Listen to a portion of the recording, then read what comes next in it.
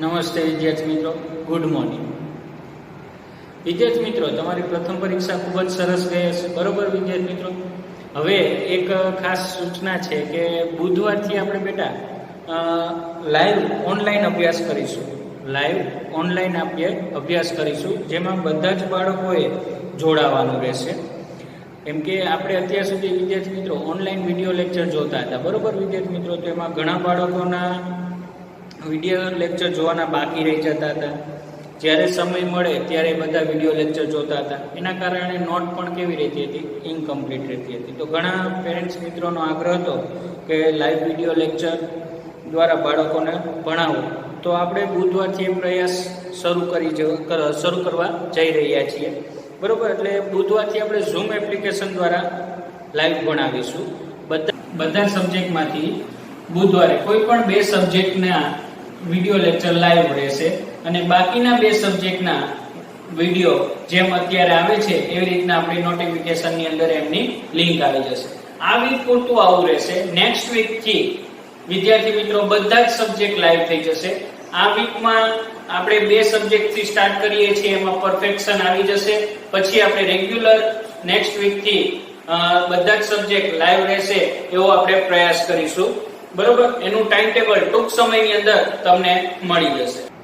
બુધવારથી zoom application દ્વારા live ભણાવવામાં આવશે, જેમાં દરેક વિદ્યાર્થીઓની હાજરી પૂરવામાં આવશે. જે વિદ્યાર્થી ગેરહાજર રહેશે તેમને ગેરહાજર રહેવાનું કારણ ફરજિયાત જણાવવાનું રહેશે. પેરેન્ટ્સ મિત્રોને ખાસ આગ્રહ છે કે બાળકો ઓનલાઈન ઝૂમ એપ્લિકેશન દ્વારા વિડીયો લેક્ચરનો અભ્યાસ કરે અને તેમાં નિયમિત બને તેવો અમારો આગ્રહ છે. વિદ્યાર્થી મિત્રો, આજે આપણે પ્રથમ પરીક્ષાના પેપરનું સોલ્યુશન કરીશું, બરોબર? અને તમારા પેપરની અંદર સવાલનો પહેલો ક્રમ અલગ હશે, બરોબર? અને અહીંયા મારા ક્રમ અલગ હશે, એટલે ખાલી સવાલ અને જવાબમાં ધ્યાન આપજો, ક્રમ પર ધ્યાન આપતા નહીં, બરોબર? અહીંયા પહેલો સવાલ છે કે 8/5 એ ખાલી જગ્યા સંખ્યાઓની વચ્ચે આવેલ છે. હવે 8/5 એ ખાલી જગ્યા સંખ્યાઓની વચ્ચે આવેલ છે, બરોબર? તો કઈ સંખ્યાની વચ્ચે? તો એને આપણે સંખ્યા રેખા દોરીને જોવું પડે, કેમ કે આ એમસીક્યુ પહેલા ચેપ્ટરનો છે, બરોબર? 8/5 એ ખાલી જગ્યા સંખ્યાઓની વચ્ચે આવે. તો કઈ કઈ સંખ્યાઓની વચ્ચે આવે? તો સંખ્યા રેખા દોરીને ખ્યાલ આવે. હવે સંખ્યા રેખા ઉપર કેટલા ભાગ પાડશું? તો છેદમાં કઈ છે? 5 છે, તો એને સંખ્યા રેખા ઉપર દર્શાવો. 1/5, 2/5, 3/5, બરોબર? 4/5, 5/5. હવે જો 5/5 છે એટલે 5 એકા 5, એટલે અહીંયા 1 આવ્યો. તો 6/5, 7/5, 8/5, 9/5, 10/5. તો એ 10 દુ 2 થાય એટલે 2 આવ્યા. તો તમે જોઈ શકો 1 અને 2 ની વચ્ચે છે 8/5, એટલે એ 8/5 છે કઈ બે સંખ્યાની વચ્ચે આવે? 1 અને 2 ની વચ્ચે. એ કેવી રીતના આપણને ખ્યાલ આવે? તો સંખ્યા રેખા દ્વારા આપણે સમજી શકીએ, બરોબર? પછી બીજો એમસીક્યુ હતો કે 2.3 ની વિરોધીની વ્યસ્ત સંખ્યા. તો અહીંયા 2 ક્રિયા કરવાની છે, 2 ની વિરોધી કરવાની અને પછી એનો વ્યસ્ત કરવાનો. તો 2.3 ની વિરોધી, તો વિરોધી એટલે કે આ પ્લસ સંખ્યા છે તો એની માઈનસ થાય એટલે -2.3. હવે આનો વ્યસ્ત, બરોબર? આનો વ્યસ્ત. હવે પણ આપણે આવી રીતના કરીએ તો આનો વ્યસ્ત કેવી રીતના થાય? તો આપણે દશાંશ ચિહ્ન દૂર કરવું પડે ને, તો આપણે પહેલા જ શું કરી નાખવાનું? એનું દશાંશ ચિહ્ન દૂર કરવાનું. એટલે 2.3 છે તેનું દશાંશ ચિહ્ન દૂર કરીએ તો 23/10 થાય. આની વિરોધી સંખ્યા એટલે -23/10, બરોબર? હવે એનો વ્યસ્ત એટલે નીચેની સંખ્યા ઉપર અને ઉપરની સંખ્યા નીચે, એટલે -10/23. તો આપણો ફાઇનલ જવાબ શું થયો? -10/23, એટલે સી જવાબ આવે. કેવી રીતના? તો 2.3 નું દશાંશ ચિહ્ન દૂર કરીએ એટલે એની વિરોધી સંખ્યા -23/10, એની વિરોધી સંખ્યા -23/10, એની વ્યસ્ત સંખ્યા કઈ? તમે 2.3 નું પણ કરી શકો. એ તો અહીંયા આપણને જવાબ એમસીક્યુ માં જવાબ જોવાના, પછી એને દશાંશ ચિહ્નમાં દૂર કરી શકો છો, બરોબર? એટલે આ ખ્યાલ આવ્યો વિદ્યાર્થી મિત્રો? 2 એમસીક્યુ થયા, બરોબર? હવે આપણે જોશું ત્રીજો એમસીક્યુ. ત્રીજો એમસીક્યુ માં એવું કીધું છે કે 1 - 3/4 બરાબર ખાલી જગ્યા. તો સાદું રૂપ આપવાનું, બરોબર? આના છેદમાં 1 ના છેદમાં કોઈ સંખ્યા છે નથી, પણ અહીંયા 3/4 છે એટલે બે વિષમછેદી છે તો સમછેદી કરવા માટે લસા 4 લેવો પડે તો લસા કેટલો આવશે 4 આવે હવે 1/4 નથી તો 4 લાવવા માટે આપણે 4 વડે ગુણવું પડશે અને 4 વડે ભાગવું પડે અહીં 1/4 કઈ નથી તો એક તો હોય જ એટલે આપણે લખો ને 4 વડે ગુણીશું 4 વડે ભાગીશું પણ અહીંયા 3/4 ઓલરેડી છે એટલે 1 વડે ગુણીશું ને 1 વડે ભાગીશું બરાબર તો 4 એકા 4 4 એકા 4 -3 એકા 3 અને 4 એકા 4 હવે તમે જોઈ શકો બંને સમછેદી એટલે એક વખત લખાશે એટલે 4 - 3 તો કેટલા થાય 1/4 માં 3 જાય તો 1 અને છેદમાં 4 એટલે 1/4 આન્સર આવે કેટલો આવે 1/4 આન્સર કેવી રીતના તો તમે ફરીથી જોઈ શકો છો કે 1 - 3/4 બંને વિષમછેદી છે અને 1/4 કોઈ સંખ્યા નથી પણ 3/4 છે બંને વિષમછેદી એટલે લસા લેવો પડે લસા 4 લીધો હવે અહીંયા 1/4 લાવવા માટે 4 ને ઉપર વડે ગુણીશું નીચે વડે પણ 4 વડે ગુણીશું ઉપર નીચે બંને 4 વડે ગુણીશું એટલે અહીંયા 3/4 છે તો 4 રહેશે હવે જો 4/4 -3/4 બરાબર 4 - 3 છેદમાં 4 4 માં 3 જાય તો 1 અને છેદમાં 4 રહેશે એટલે જવાબ શું આવ્યો આપણો ડી 1/4 હવે ચોથો સવાલ છે કે 2/3 + 3/4 અને 3/4 + 2/3 એ સમય સંખ્યાઓના સરવાળા વિશે ખાલી જગ્યા ગુણધર્મ દર્શાવે છે તો તમે જોઈ શકો બંને ડાબી બાજુ અને જમણી બાજુ બંને રકમ સરખી છે પણ બંનેની જગ્યા ચેન્જ છે જગ્યા ચેન્જ હોય તો કયો નિયમ હોય ક્રમનો કેમ કે જૂથનો નિયમ તો આવે ને જૂથના નિયમમાં 3 સંખ્યા હોય બે સંખ્યાનું જૂથ હોય ત્રીજી સંખ્યા ઉમેરે વિભાજનનો તો નિયમ છે જ નહીં સમૂહતાનો નિયમ નથી એટલે કયો નિયમ આવશે ક્રમનો ગુણધર્મ બરોબર એટલે આ થિયરિકલ સવાલ હતા આ પાંચમો સવાલ એ થિયરિકલ છે અને છઠ્ઠો સવાલ એ થિયરિકલ છે કે બે સમય સંખ્યાઓનો ગુણાકાર તો આપણને સવાલની અંદર જ જવાબ આપી દીધો કઈ સંખ્યા છે બે સમય સંખ્યા તો એ બંને સંખ્યાનો ગુણાકાર કરતા એક સંખ્યા મળે કે બે સમય સંખ્યાનો ગુણાકાર હંમેશા સમય સંખ્યા જ હોય બરોબર આપણે આ થિયરીની અંદર જોઈ ગયા છે છઠ્ઠો MCQ સુરેખ સમીકરણમાં ચલનો ઘાતાંક તો આપણે બીજું ચેપ્ટર સ્ટાર્ટ કર્યું હતું તો એને થિયરીમાં એવું હતું અને આપણે જે દાખલા 2.1 અને 2.3 ની અંદર જે દાખલા છે એ આના જ છે એ સુરેખ સમીકરણના ચલનો ઘાતાંક એટલે કે કોઈ પણ સુરેખ સમીકરણ હોય બરોબર કોઈ પણ સુરેખ સમીકરણ હોય એનો મોટામાં મોટી ઘાત કેટલી હોય એક જ હોય સુરેખ સમીકરણના પદમાં મોટામાં મોટી ઘાત ચલની એક જ હોય છે બરોબર હવે સાતમો સવાલ જોશું વિદ્યાર્થી મિત્રો તો સાતમો સવાલ હતો કે x/2 + 3 = 0 સમીકરણનો ઉકેલ ખાલી જગ્યા છે એટલે કે એના સમીકરણનો ઉકેલ શોધવાનો છે બરોબર તો સમીકરણ શું છે કે x/2 + 3 = 0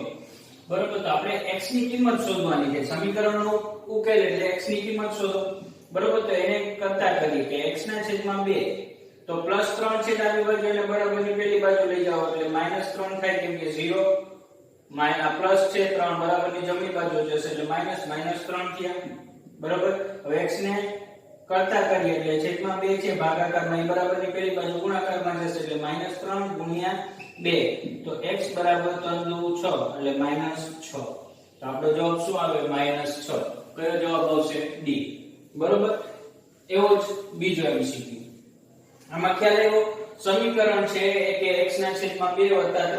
= 0 તો આપણે સમીકરણનો ઉકેલ શોધવાનો છે એટલે કે x ની કિંમત શોધવાની છે તેને કરતા કરીએ એટલે બાકીના પદ બધા બરાબરની જમણી બાજુ લઈ જાય તો +3 બરાબરની જમણી બાજુ જાય તો 0 - 3 એટલે -3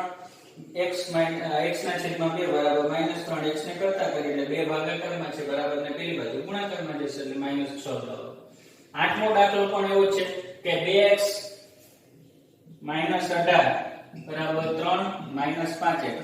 સમીકરણનો ઉકેલ શોધો તો x વાળા પદ બધા ડાબી બાજુ લઈ લે એટલે 2x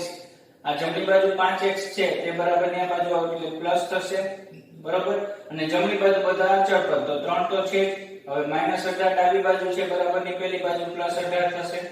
બરાબર હવે 2x + 5x એટલે 7x થયા અને આ 18 ને 3 21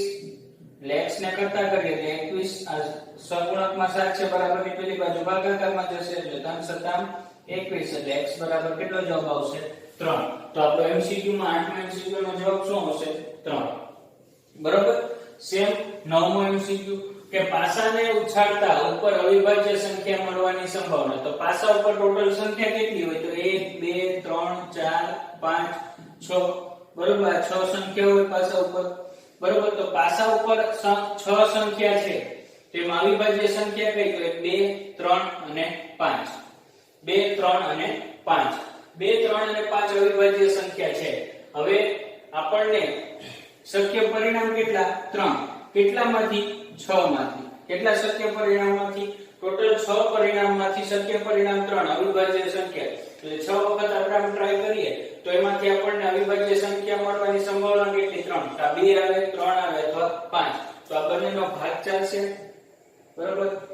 3 દુ 6 એટલે શું આવ્યું 1/2 એટલે આપણે 2 વખત નાખીએ ત્યારે એક વખત તો શક્યતા છે કે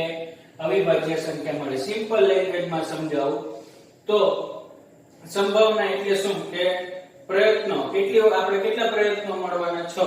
6 માંથી શક્યતા કેટલા છે આવવાની તો 2 3 અને 5 શક્ય પરિણામ 3 અવિભાજ્ય સંખ્યા મળવાના શક્ય પરિણામ કેટલા છે 3 2 3 અને 5 3 માંથી કોઈ પણ એક સંખ્યા આવી શકે પણ પાસા ઉછાળતા મળતી સંભાવના પ્રયત્નો કેટલા આપણને મળવાના પાસા ઉછાળવાના તો 6 મળવાના બરોબર તો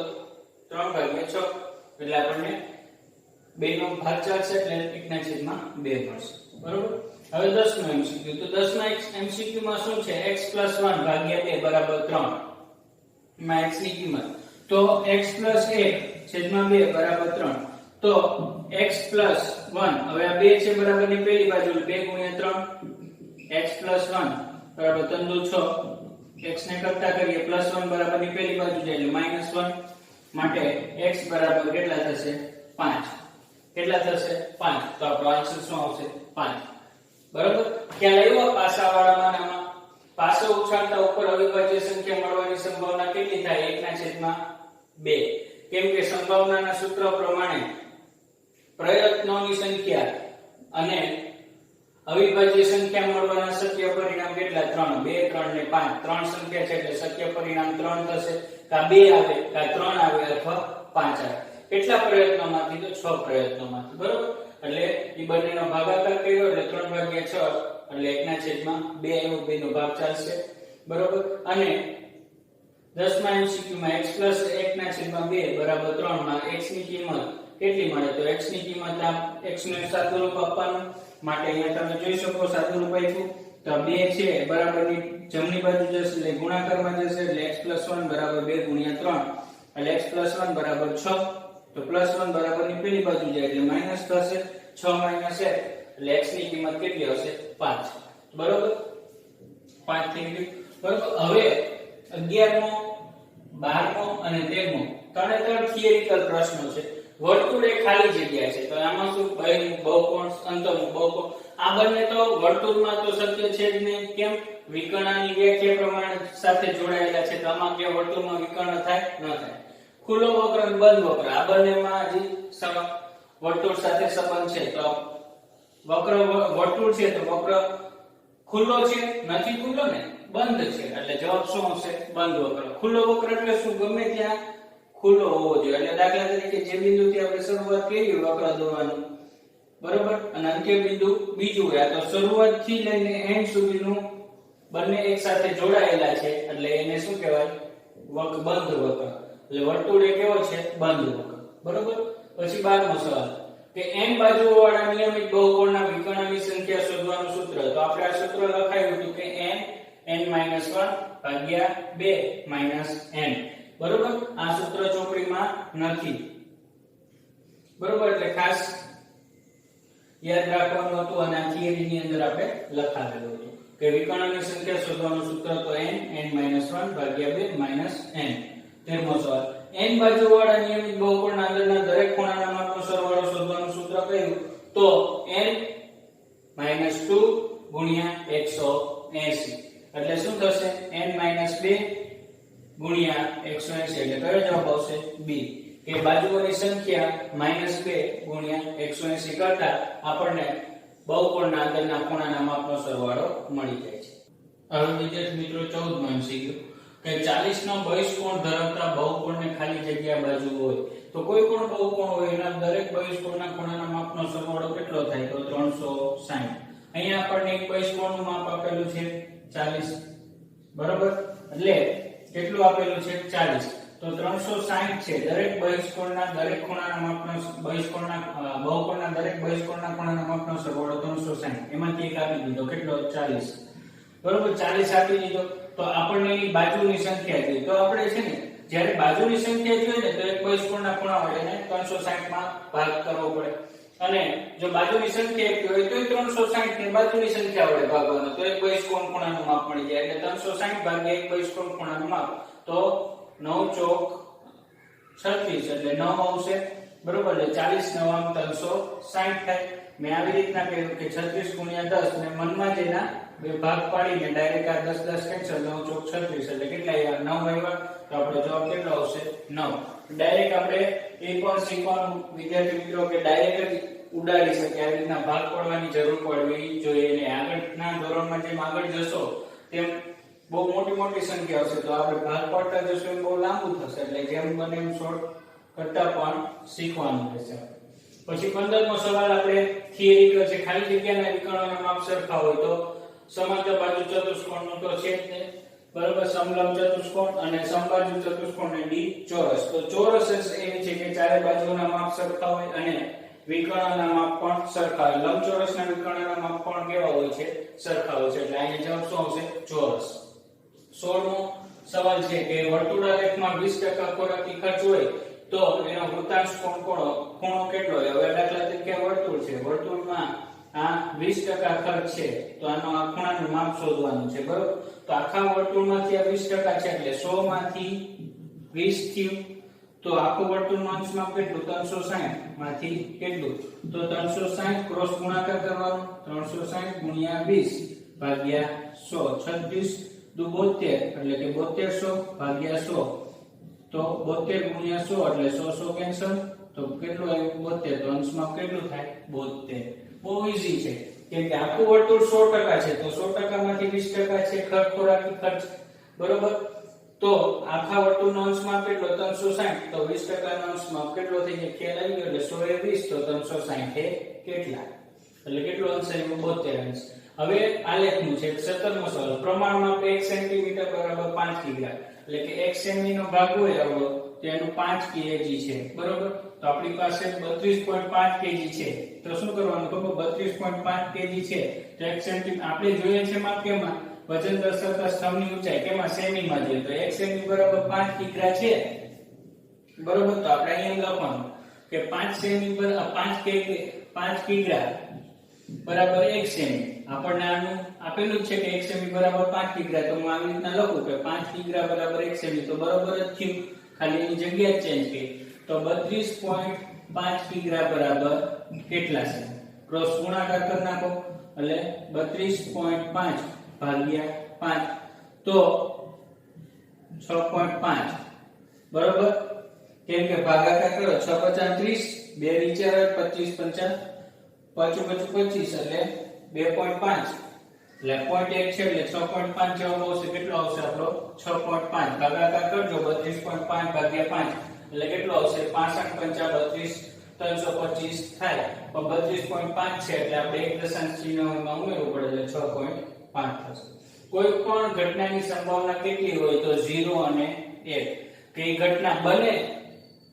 તો એક જ ઘટના બનવાની છે અને ન પણ બને તો 0 એટલે કઈ ની વચ્ચે હોય તો 0 અને 1 ની વચ્ચે કોઈ પણ